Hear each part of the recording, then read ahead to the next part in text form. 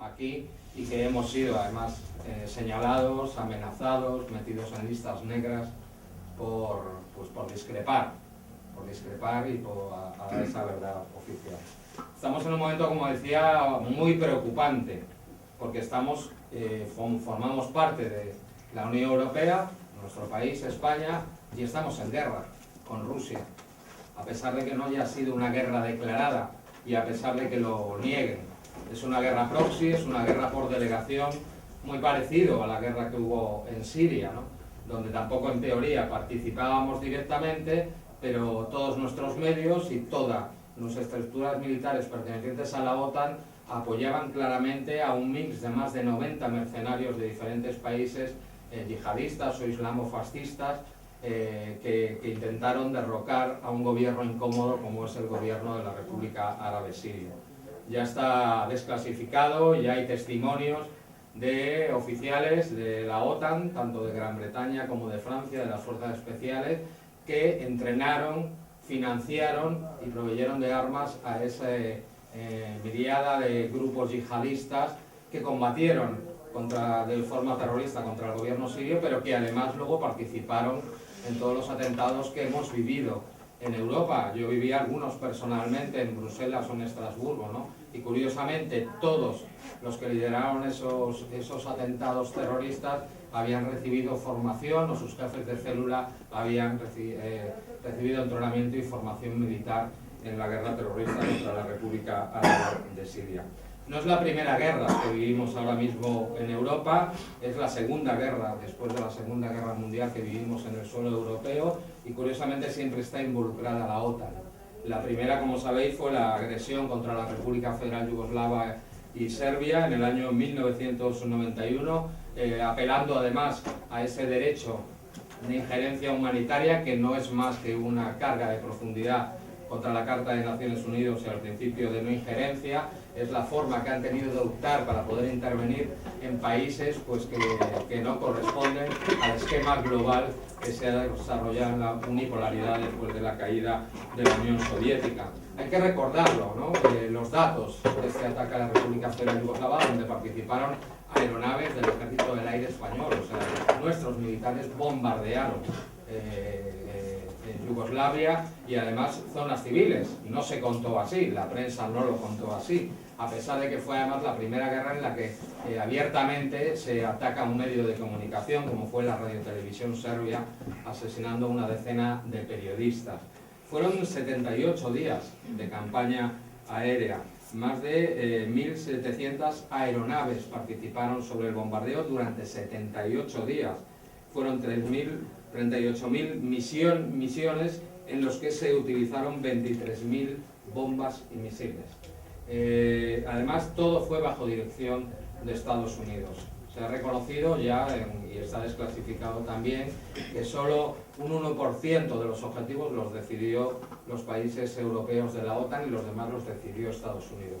Pero comparad esta dimensión con la guerra o la intervención o la operación especial que estamos viviendo ahora. Comparad solo, por ejemplo, con los 2 últimos días de campaña de misiles de Rusia contra objetivos estratégicos, comparar las víctimas, comparar el número de misiles, y veréis cómo es una guerra absolutamente diferente. Y eso podría discutirlo con cualquiera, a pesar de que los medios de comunicación nos estén imponiendo una narrativa que no se corresponde absolutamente en nada con la verdad, con lo cual yo, que soy periodista y mi hermano fue asesinado además cubriendo la guerra desde el otro lado, porque hay que contar las cosas también desde el otro lado. Ahora no tenemos ni un solo corresponsal que cuente la guerra desde el lado de las zonas de las repúblicas populares ya pertenecientes a Rusia, ni desde la propia Rusia. Es decir, lo único que tenemos son periodistas que solo tienen una fuente de información y que informan directamente desde el lado ucraniano. Una anécdota, ¿no? Yo ayer veía en el telediario de la televisión española como una periodista estaba al lado de un gran socavón diciendo que había en medio de un parque, y decía que había sido un misil ruso, y no fue así. Ese misil correspondía a la defensa antiaérea ucraniana, que se había desviado y había caído en medio de la capital, de Kiev. Cuando he estudiado toda esta ataque a los puntos estratégicos, sobre todo de energía y militares rusas, te das cuenta de que no se atacó ni un solo objetivo civil. De los muertos que ha habido, la mayoría de ellos son militares, incluso militares de alto mando. Por ejemplo, el jefe ucraniano del espionaje digital, que además se ocupaba pues, de perseguir, de señalar no solo a ciudadanos y ciudadanas ucranianos, sino también de otros lugares. Es decir, tenemos la diferencia de, por ejemplo, lo que pasó en la guerra de Irak, que lo conozco también muy bien. La campaña de bombardeos se llamó por el Pentágono de conmoción y espanto. Fue un bombardeo de más de 4 semanas, y en los primeros momentos lo que se atacó directamente fueron las plantas potabilizadoras de agua, los centros de energía, y luego, como se hacen los bombardeos estratégicos o de alfombra, lo que se busca es amedrentar a la población civil para que, en teoría, pues deje de apoyar a su gobierno y se pueda ganar. No hay nada parecido a lo que estamos viendo en la intervención militar rusa, porque además es mentira absolutamente, como nos dicen los medios de comunicación, que Rusia empezó esta guerra. No, nos obvian claramente los 8 años anteriores, después del golpe de Estado en el Euromaidán, cuando el golpista Poroshenko declaró una operación militar contra las provincias o contra los oblasts que se negaron a aceptar ese golpe de Estado, que era absolutamente rusófobo, es decir, excluía a una de las minorías más importantes que conforman Ucrania. Hay otras minorías como las húngaras, las rumanas, etcétera, etcétera, pero el idioma ruso era ampliamente hablado en Ucrania y es posteriormente prohibido. Esas provincias se levantan frente a esa exclusión y bueno, lo que sabemos claramente después, y lo hemos leído en los papeles, a pesar de lo que no nos cuenten los medios de comunicación, se produce un bombardeo sistemático, sobre todo contra las provincias de Donetsk y de Lugansk, que un número que nunca sale en los medios y que hay que recordar. Se produjeron 14.000 muertos, 30.000 heridos y 1.400.000 desplazados. Es decir, hay que recordar claramente quién empezó esta guerra contra su propia población. Y hay grabaciones ya, las podéis encontrar en internet, si no las han borrado ya, de Poroshenko hablando a la población de esas provincias de que iban a tener que estar enterrados en sótanos mientras la población ucraniana podría estar en los jardines.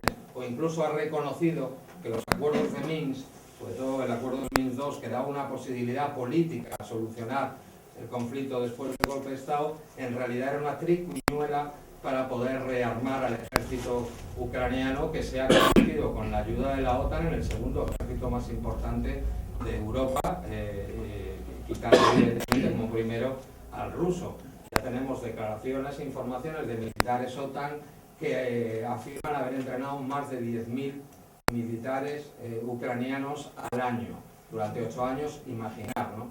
Al final se conformó un ejército de 300.000 personas antes de la movilización total, después de la intervención y de la operación especial rusa, que según Reuters, hace 2 años, ahora evidentemente ya no lo habla así en una investigación periodística, constataba en esa investigación que 1/3 de esos 300.000 efectivos, es decir, más de 100.000, eran militantes abiertamente nazis, de organizaciones que además se reclamaban herederos, como sabéis, del colaboracionismo nazi ucraniano, que fue absolutamente espeluznante.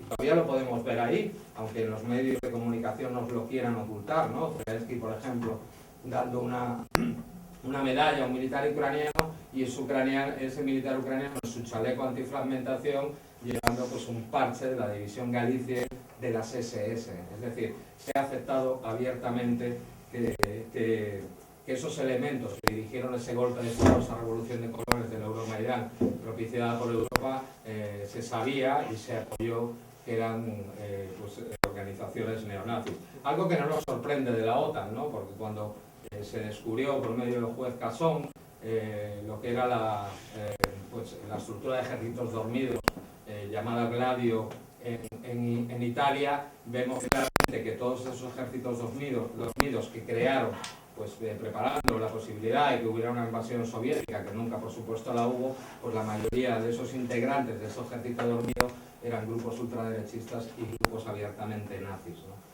Que causaron verdaderas masacres en Europa para achacar a la izquierda y sobre todo para impedir que los partidos comunistas fuertes del momento, como el italiano francés, el griego, etcétera, etcétera, pudieran acceder a puestos de gobierno, ¿no? Y hay que recordar la matanza de Piazza Fontana o la de la estación de Bolonia, más de 80 muertos, personas que no tenían nada que ver y que ya está comprobado que fueron dirigidos por los servicios de inteligencia de la OTAN y ejecutados por militantes de la organización fascista Orden Nuevo, ¿no? Que fue juzgado y fue reconocido así por uno de los perpetradores y, como digo, por ese juez tan valiente italiano que fue el juez Casson. Nos encontramos en un momento, yo decía, por eso son momentos difíciles, de estado de excepción dentro de la Unión Europea. Nos han derogado la libertad de información, sin contar con nuestra propia Constitución, sin contar con las instancias judiciales que son las que tenemos en nuestros entramados constitucionales y legales, las que pueden pues cerrar o impedir la información. No ha sido así. Una orden directa de la jefa de la Comisión ha obligado, y todos los países europeos lo han aceptado, saltándose, por ejemplo, en el caso español, el artículo 20 de la Constitución, que nos protege, nos debería proteger, y que además afirma que tenemos que estar informados por fuentes diversas, plurales, y que no se nos puede imponer. Pues así ha sido. Se nos ha cerrado la posibilidad de escuchar a la otra parte, se ha prohibido el trabajo de los periodistas rusos, y como sabéis, cualquiera que intente entrar en Internet para ver Sputnik o Russia Today, que cuentan una realidad diferente a la que cuentan los medios, tienen evidentemente su propia línea editorial, son televisiones y agencias de noticias públicas, pero cuando entras ahí pone que está prohibido y no lo ha decidido ningún juez. Y podemos hablar por eso de, es importante, ¿no?, cómo se ha titulado esta charla, ¿no?, el secuestro de Europa, ¿no?, el rapto de Europa, porque además yo creo que con esta guerra se cierra el círculo de control absoluto por parte de Estados Unidos de lo que es su proyecto más exitoso, que yo creo que es el proyecto de la Unión Europea, ¿no? No quiero dejar de decir antes de todo que España está participando abiertamente en esta guerra y que en el Consejo de Ministros se ha aprobado el suministro de armas ofensivas a Ucrania. Y lo han aprobado entre otros ministros que se dicen comunistas. Y ya tenemos las pruebas, ya hemos visto las fotos de los militantes del batallón Azov, abiertamente neonazi, con pues lanzagranadas de fabricación española Instalaza C90. Es decir, estamos participando abiertamente. El otro día, en una entrevista y en una comparecencia, el ministro de Defensa ruso contaba que más de 200 satélites civiles y militares informan diariamente y puntualmente al ejército ucraniano de dónde están las posiciones rusas. Es decir, hay un apoyo claro de nuestras estructuras militares contra un país que se está enfrentando a más de 30 países, entre ellos a la potencia unipolar estadounidense, que, como sabéis, gasta al año más de 700.000 millones de dólares en armas, que además tiene 800 bases en todo el mundo, tiene 12 grupos de portaaviones que controlan prácticamente los mares del mundo, y que además en España, en Europa, mantiene una fuerza nuclear de más de 100.000 soldados. Aquí tenemos fuerza nuclear, tenemos misiles nucleares dispuestos a atacar y siempre apuntando a Rusia, en Alemania, en Holanda, en Bélgica y en Italia. Y eso no se habla en ningún momento. Para caracterizar, yo voy a hacer una caracterización un poco del momento que vivimos, de lo que significa el proyecto de la Unión Europea, y luego, para terminar, me centraré en la campaña de propaganda ucraniana, todos los instrumentos que tenía la Unión Europea para atacar a Rusia, y luego también una cosa que me parece muy importante, que es la guerra cognitiva, que, como sabéis, pues es una dimensión que, aunque lo tiene oculto, le ha declarado la OTAN que está trabajando en ello, y que es trasladar además la guerra a nuestras propias cabezas, y que explica muy bien pues este convencimiento de toda la población europea, entrando directamente, como casi si fuera una operación de shock, sobre nuestras propias capacidades cognitivas. El momento que estamos viviendo yo siempre lo designo como la segunda globalización. La primera globalización sería la hegemonía británica, desde el fin de las guerras napoleónicas hasta el final del siglo XIX, merced a los tratados de libre comercio, y la segunda globalización empezaría tras la caída del campo socialista de la Unión Soviética y la asunción de aquello que fue el fin de la historia que preconizaba Fukuyama, es decir, el triunfo de la democracia extendida a lo estadounidense como única forma de vida. Economía de mercado y democracia parlamentaria, pero una democracia limitada siempre por esos poderes económicos y financieros. Además, este proyecto, en este momento de segunda globalización, ya no es constreñido por el enemigo exterior que había sido la Unión Soviética, que condicionaba muchas de esas políticas interiores y que llevó a las conquistas que ganó un poderoso movimiento obrero de posguerra, que fue lo que conocimos como el estado del bienestar, los derechos laborales y sociales. A pesar de que yo siempre digo también que a España nunca llegó a ese estado de bienestar, sino más bien de medio estar, ¿no? A partir de la disolución de la Unión Soviética, el proyecto que triunfa y que todavía estamos viviendo es el de una globalización creada como el mito de no hay alternativa. Lo que dijo Thatcher, no hay alternativa a este tipo de capitalismo y que obliga a todos los países a despojarse de su soberanía para dársela al hegemón de Estados Unidos.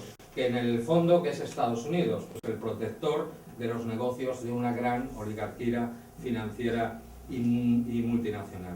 La caracterización más bien de esta segunda globalización es el intento de acabar con todas las normas reguladoras surgidas de esos avances sociales, con el objetivo final de acabar o limitar a los Estados-nación, que son los garantes últimos que tenemos en definitiva de la seguridad de sus ciudadanos, ¿no? Y que además constituyen la última defensa ante un mundo que cada día se acerca más al de las distopías anunciadas por un mundo dominado por monstruosas empresas multinacionales. Esta segunda globalización ha durado muy poco. O sea, la unipolaridad de Estados Unidos yo caracterizaría que ha durado desde 1990, la caída de la Unión Soviética, hasta el año 2006, cuando surgen los BRICS, ¿no? Pero este tiempo ha visto la construcción de una Unión Europea, imagen y semejanza de este proyecto de estado de excepción neoliberal. Y lo tenemos ya prácticamente en la formación de lo que fue la Unión Europea antes de la CECA, del Tratado de Roma en 1957, que ya prohíbe a la Comisión tener déficit. Es decir, es el sueño conservador y el sueño neoliberal, ¿no? Y lo que ha conseguido además es que ya no haya políticas macroeconómicas nacionales. Los estados actuales que han tenido que despojarse de la soberanía económica, solo le queda la decisión sobre la distribución de gastos en el marco del equilibrio presupuestario. Y evidentemente, si no hay una política económica propia, ya no hay devaluación de las monedas, porque tenemos una moneda única. Los únicos mecanismos de ajustes son las regulaciones o los recortes directamente sobre las personas, ¿no?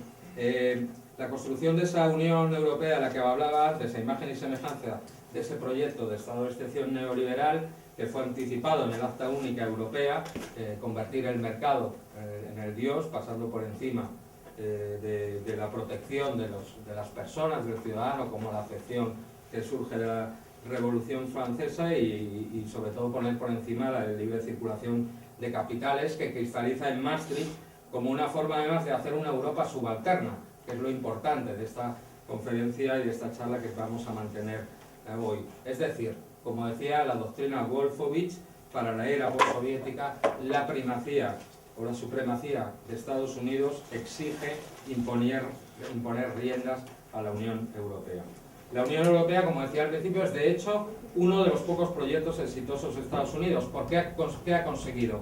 Poner bajo manto político, geopolítico estadounidense, una de las primeras potencias económicas mundiales que hoy es irrelevante en política exterior autónoma y que solo sirve de tapón o contención a Rusia, y además ya conseguido quitar los intentos nacionales de soberanía de, por ejemplo, una figura como De Gaulle, y luego además la erradicación de proyectos fuera de los estándares alineados como fue la República Federal Yugoslava.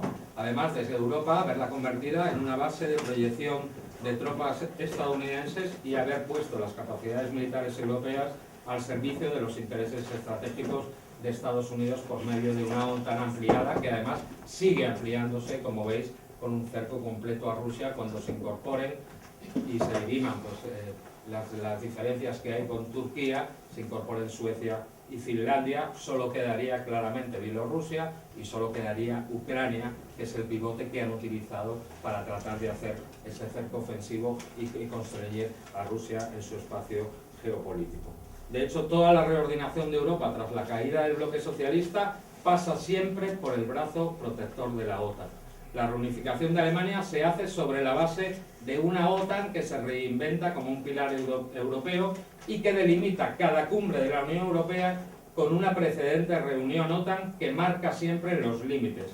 No en vano, el protocolo número 10 sobre la cooperación de la Unión Europea-OTAN, en su artículo 42, subraya que la OTAN, abro comillas, sigue siendo la base de la defensa colectiva de la Unión Europea y que un papel más fuerte de la Unión Europea en materia de seguridad y defensa contribuirá a la vitalidad de una alianza atlántica renovada.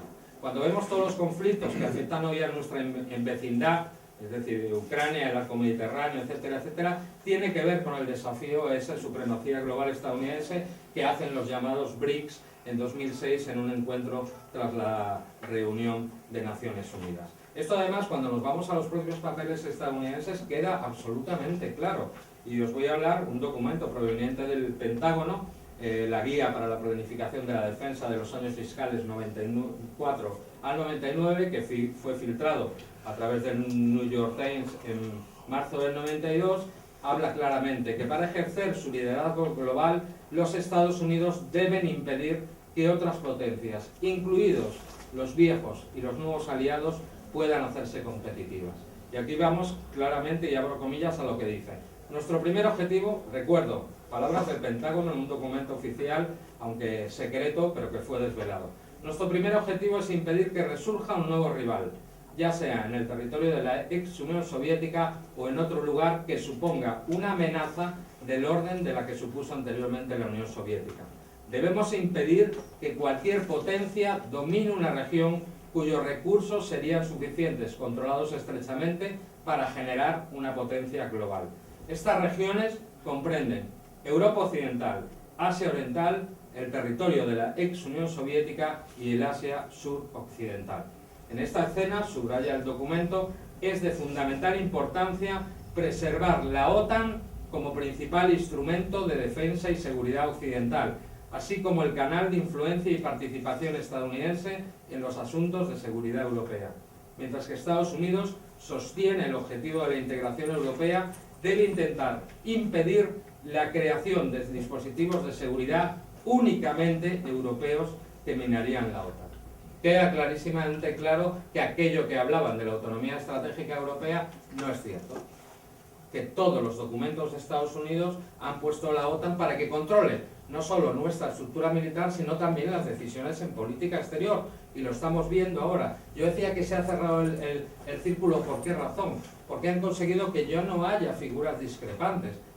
Por eso antes he señalado a De Gaulle, pero podría señalar a Helmut Kohl, cuando, por ejemplo, se negó a ceder a las presiones estadounidenses en la construcción del Nord Stream 1, que claramente, o cuando, por ejemplo, Merkel se negó también a las presiones sobre el Nord Stream 2. Es decir, Estados Unidos siempre ha impedido que haya una normalidad de relaciones con nuestro vecino, que es Rusia, que él nos suministra prácticamente la totalidad, o nos suministraba, de nuestra energía, lo cual haría claramente a la Unión Europea un polo independiente en este nuevo mundo que se está desarrollando con ese fin de la unipolaridad. Para no hablar más ya de la Unión Europea, sobre su esencia, yo creo que ha quedado bastante bien explicado con estas palabras, aunque luego podremos entrar en el debate, vamos a ir a esos instrumentos que han utilizado para convencer a nuestras poblaciones. Los instrumentos de inteligencia y propaganda de la OTAN se basan en la producción de información, varios ejemplos, la NATO Review, creada en 2013, que además lo que ha propiciado es una escalada de agresividad contra Rusia, la biblioteca multimedia o los 24 centros de excelencia dependientes del Stratcom de la OTAN. Son los que suministran continuamente la información a los periodistas y a las periodistas y a los medios de comunicación occidentales. ¿Cuál es la finalidad de todos estos instrumentos? Poner en circulación un discurso del miedo para justificar el incremento de efectivos militares o el despliegue, como se ha hecho a partir de la cumbre de Varsovia, hacia las fronteras con Rusia, es decir, el despliegue de elementos ofensivos de cuarteles militares que hay en los países bálticos, en Polonia y en Rumanía, con el escudo llamado antimisiles. Dependientes de la Unión Europea y el Servicio de Acción Exterior, tenemos al IRIS-CODE, que es el Centro Europeo de Excelencia para la Contención de Amenazas Híbridas, creada en 2016, se inspira en los centros de excelencia de la OTAN, dependen de la Comisión y del Alto Representante, y su orientación es mantener la hegemonía de Estados Unidos en el espacio internacional, y todos los enfoques que desarrollan están dirigidos evidentemente contra Rusia.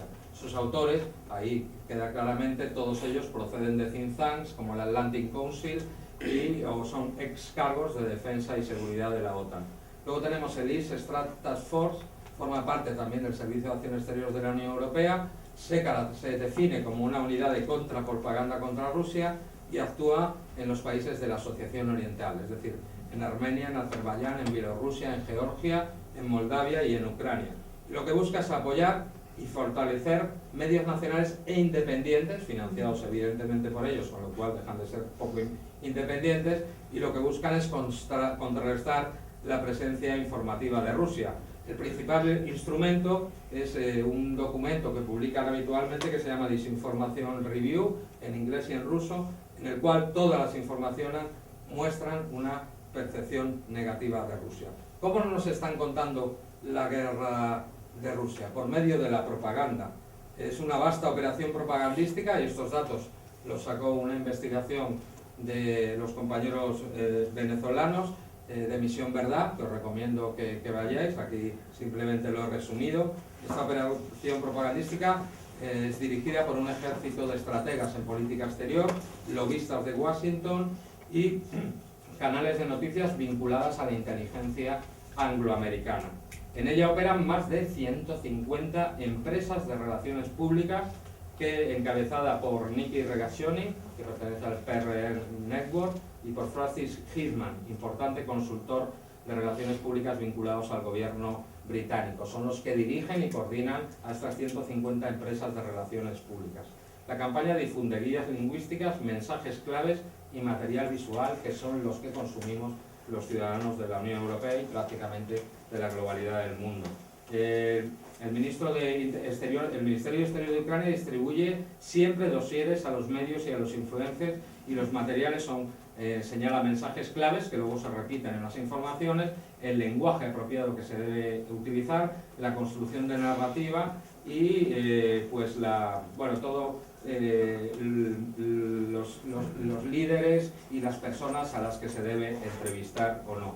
Todos ellos elaborados por Yaroslav Turbil, que es director de Ucrania UA, que ha trabajado en múltiples organizaciones de la sociedad civil vinculadas con el gobierno de Estados Unidos, como Internet News, que es una organización vinculada a la inteligencia estadounidense que opera bajo la apariencia de promover la libertad de prensa. Es decir, estáis viendo que nosotros somos los que somos frente a todo ese entramado de personas que están dedicadas.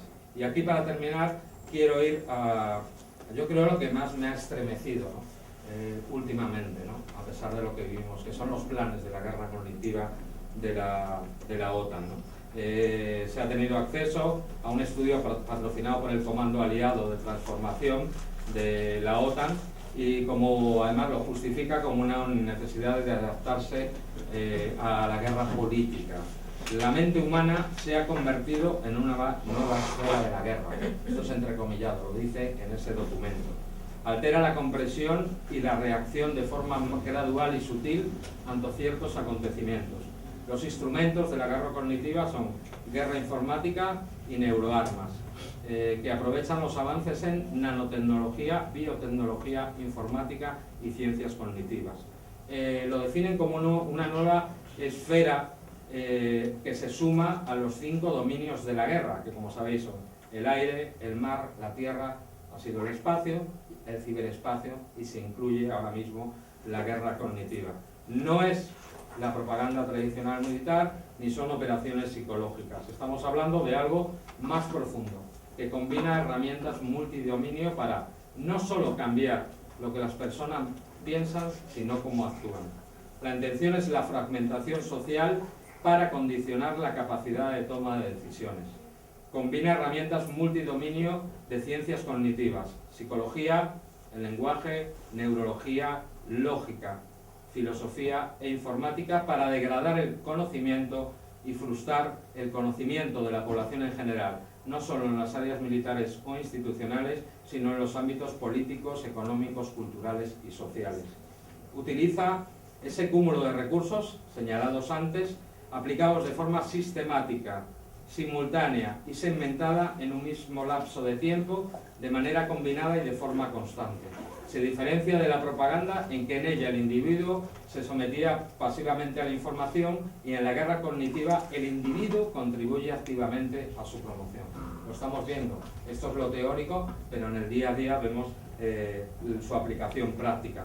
Prevé la guerra cognitiva que las herramientas de la inteligencia artificial avanzada promocionen a la propaganda la capacidad de manipular radicalmente las mentes humanas para cambiar nuestro comportamiento. Desde el punto de vista operativo, implica un uso masivo de datos sobre el comportamiento humano. Eso fue ya anticipado y eso sí se ha estudiado por empresas digitales, por ejemplo Cambridge Analytica. Se sabe claramente, y en una investigación de los pocos periodistas que deben de crear en este mundo, fue probado en abril de 2020 con la población canadiense. Lo dirigió el mando de ciberoperaciones conjuntas de Canadá, aprovechando el COVID-19, y se aplicó sobre organizaciones políticas para evitar la desobediencia civil. Yo con esto me quedo, quería dar unos apuntes y unas reflexiones, pero luego podremos ampliarlo en el debate. Muchas gracias.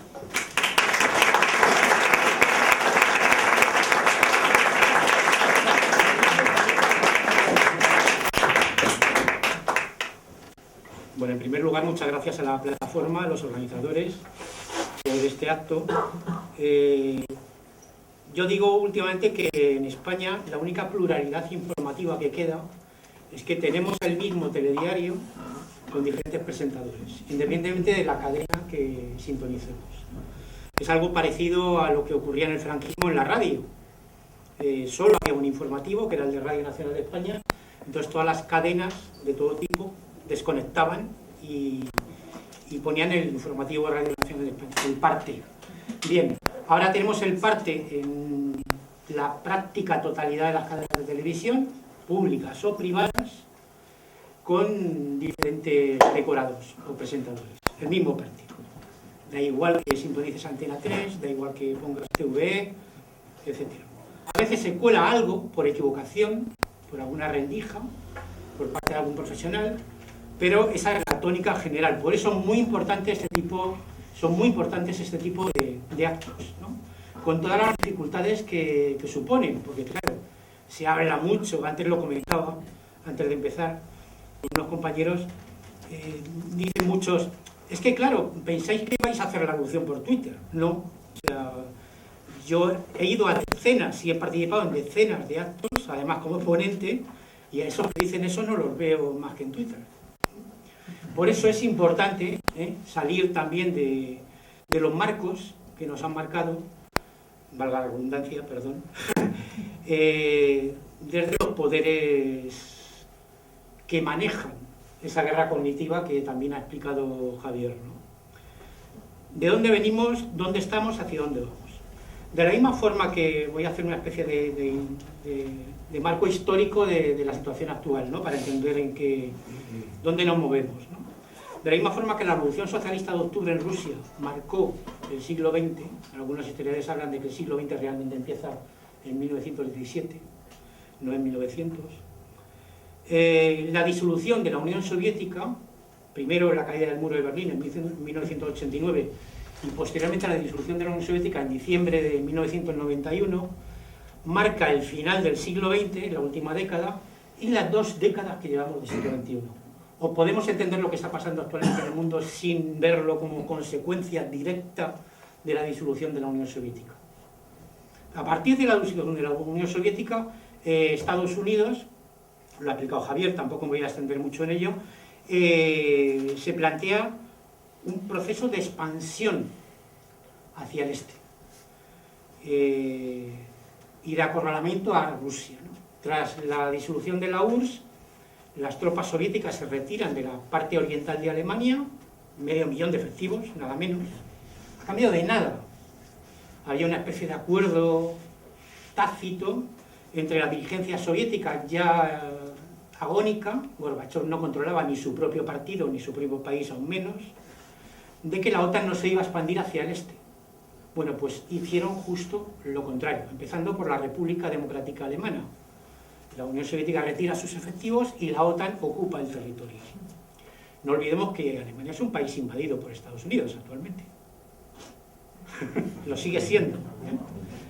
Bien, y a partir de ahí hemos vivido un proceso de expansión de la OTAN hacia el este que llega hasta nuestros días.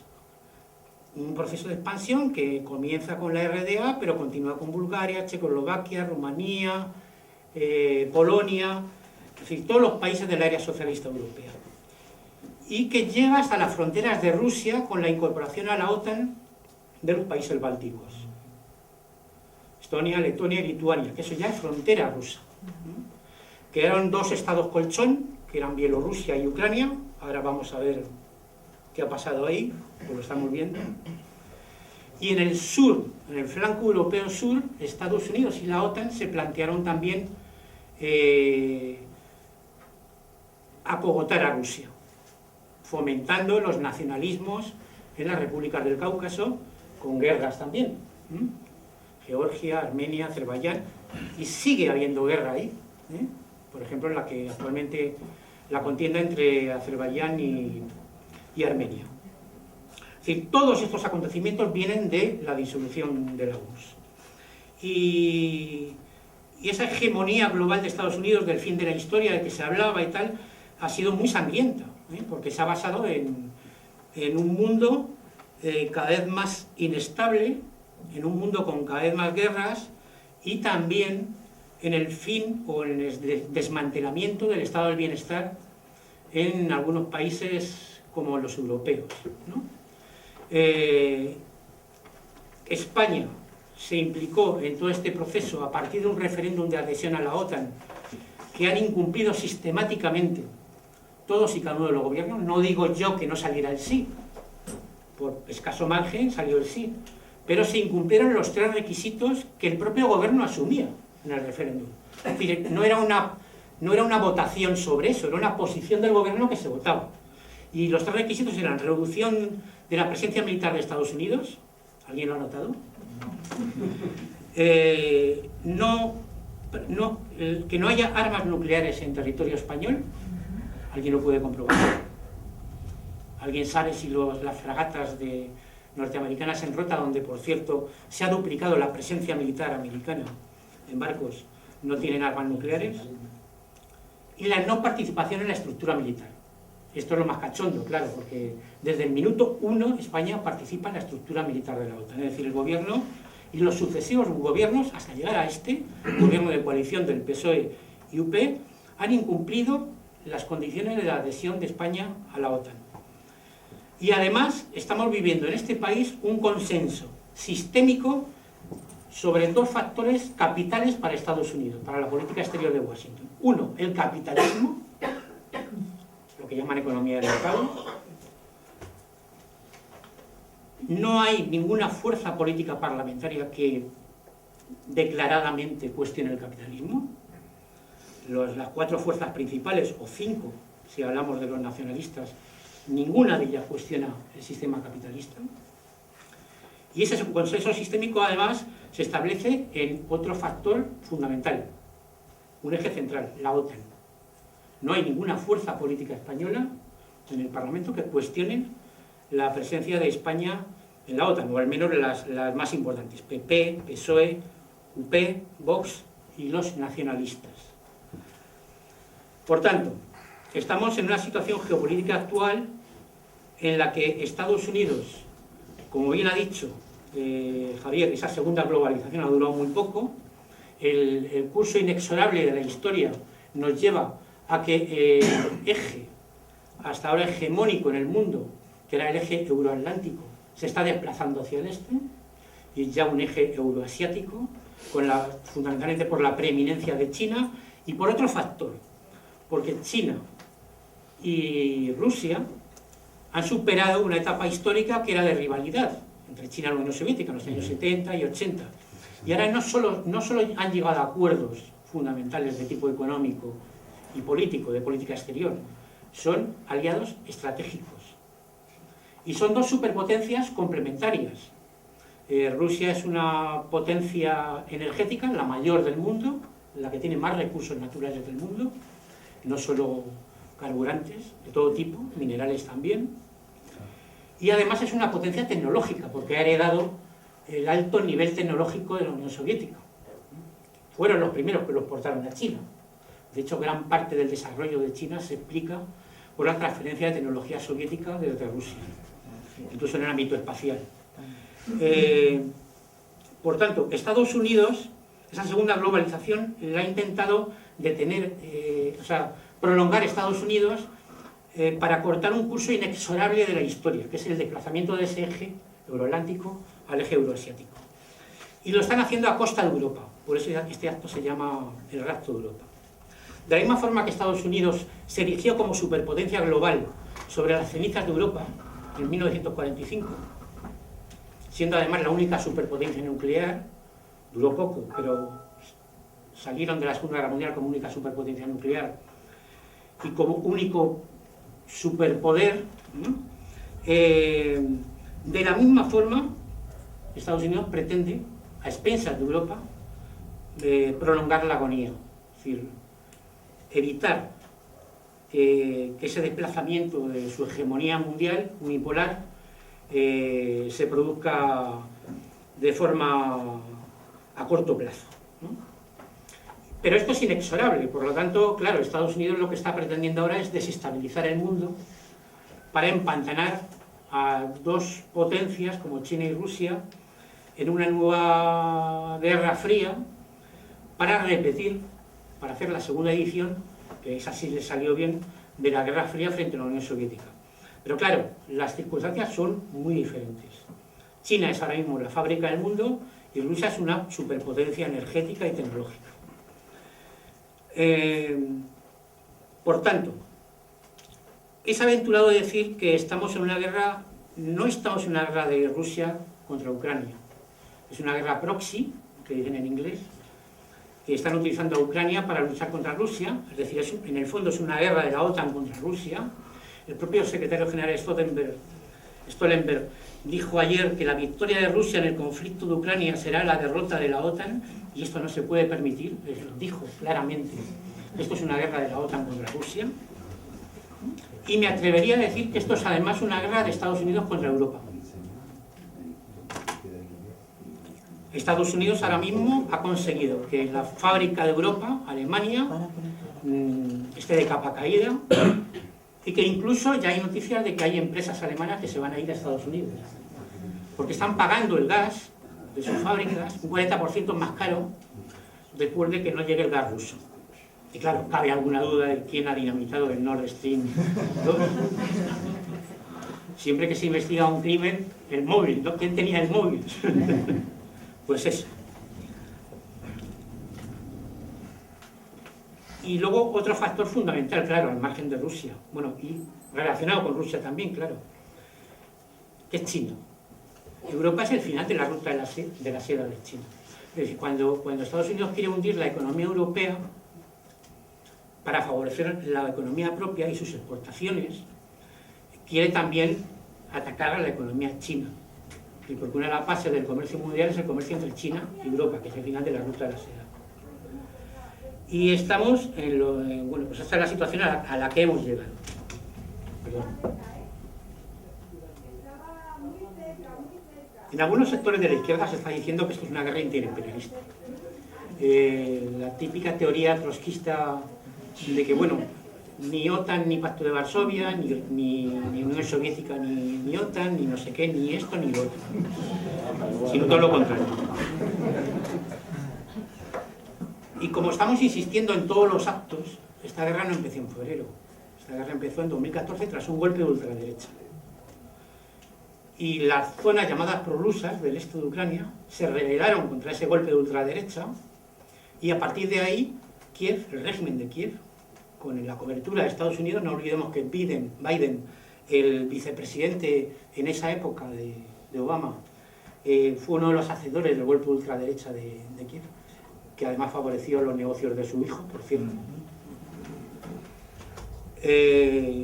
bueno, pues se plantearon el inicio de una guerra contra su propio pueblo.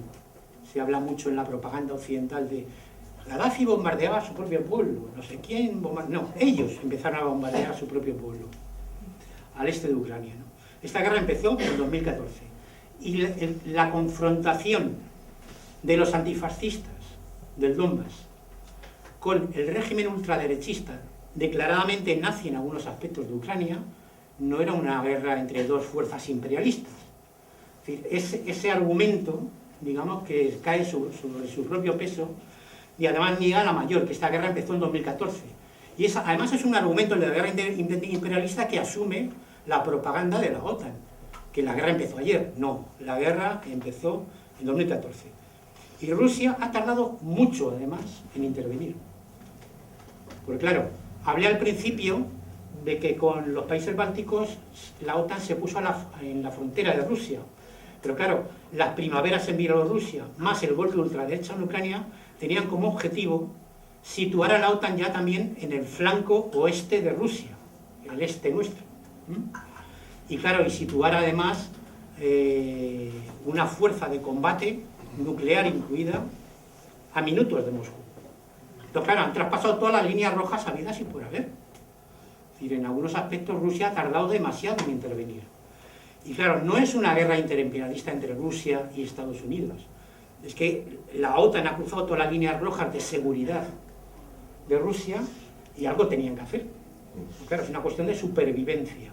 Frente a una alianza militar hegemonizada por Estados Unidos que declara abiertamente una política agresiva y de confrontación contra Rusia. En la última cumbre de Madrid de la OTAN se planteaba como enemigo principal en el Tratado Europeo a Rusia, evidentemente, pero se hablaba también del enemigo sistémico de la OTAN. El enemigo sistémico de la OTAN es China. Ya estamos ante una guerra fría también, que en cierto modo se parece también a la confrontación entre dos modelos de sociedad, ¿no? De la Unión Soviética y Estados Unidos, ¿no? Y en este caso, China y Estados Unidos. China es un país que crece, donde aumentan los niveles de bienestar, que acaba de superar en esperanza de vida a Estados Unidos, en un proceso acelerado de industrialización, desarrollo tecnológico y además cuidando el medio ambiente, tanto que se habla del medio ambiente. China son los únicos que prácticamente lo están cuidando, por ejemplo en cuanto a repoblación forestal, tanto que se habla aquí del medio ambiente.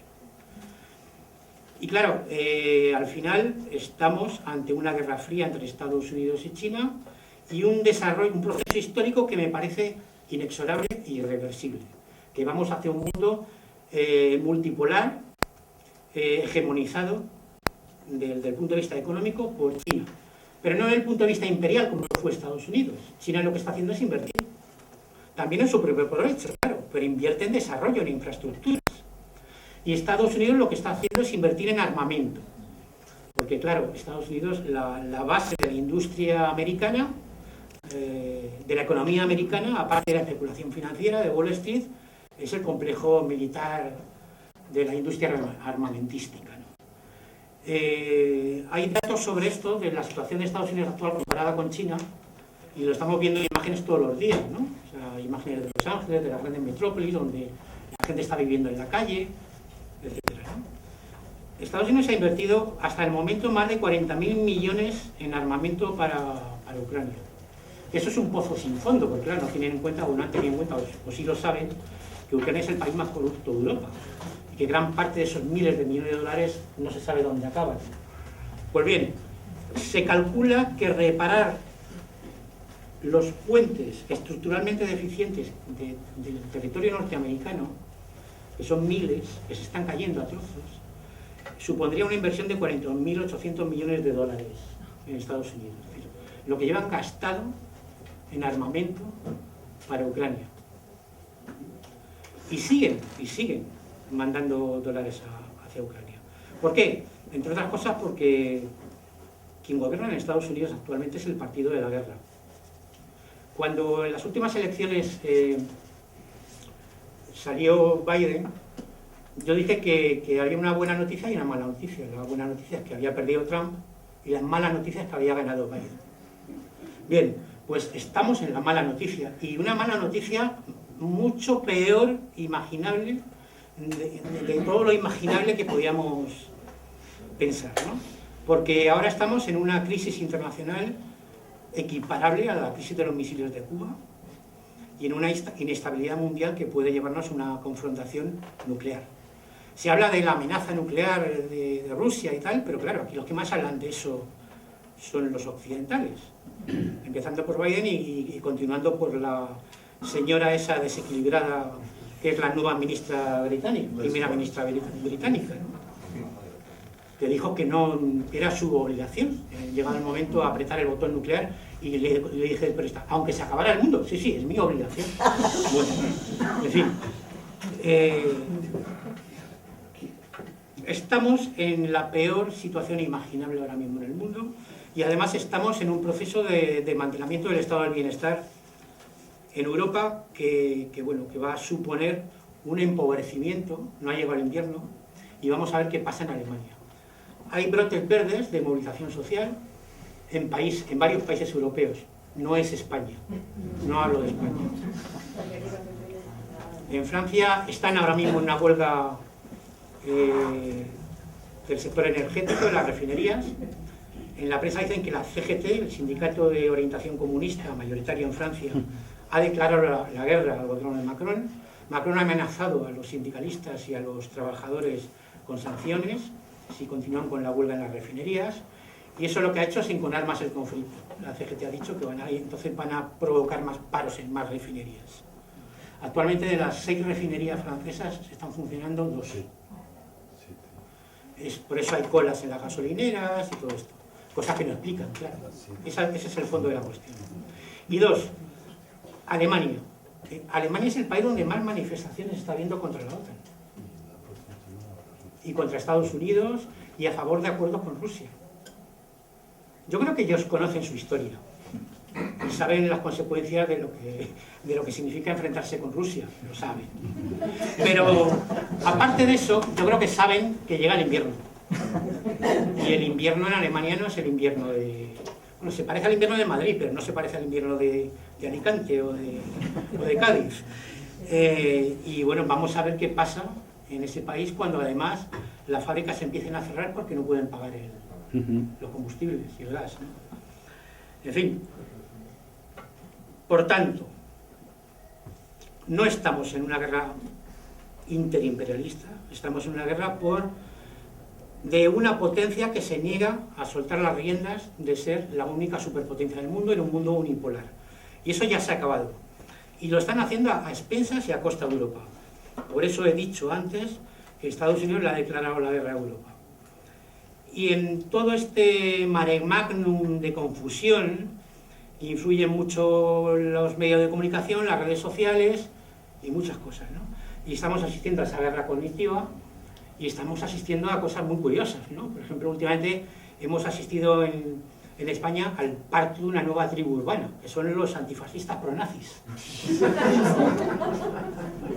No es una gracieta, es que claro, estamos hablando de que hay antifascistas en lo español, están contra Vox, contra el PP, contra Ayuso, no sé qué, no sé cuántos, retuitean los tuits de Echenique al respecto y de Rufián, pero claro, en el caso de Ucrania están a favor de los nazis.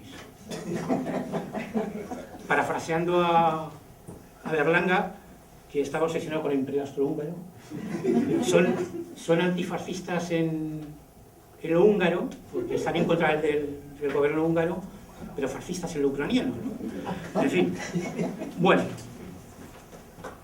yo creo que puede haber brotes verdes si persistimos en organizar este tipo de actos y movilizar.